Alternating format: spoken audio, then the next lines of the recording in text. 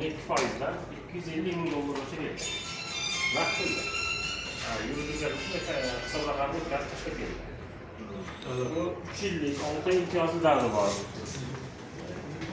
Uni faqat noturar joy bo'lsa bo'ladi yoki mana bu erkin iqtisodiy zonada joylashgan do'konlar va shaxsiylar qurishlar sotuvchi ruxsat.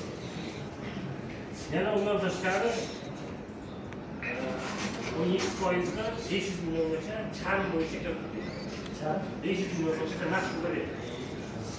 Charm masalan ishlab chiqarish bor, oyoq kiyim chiqaradigan sertifikatlar. Charm sohasiga aloqasi bor. Ana shularga 500 million so'mgacha naqd pulda 17% kiritildi. Bizning eng arzon qism hokimlardan bor, yo 18%, 33 millioncha naqd pul. Bundan kammi boshqa bank olaman desangiz 25-30%dan kam yo'q. 17% ham bor. Men 12% valyuta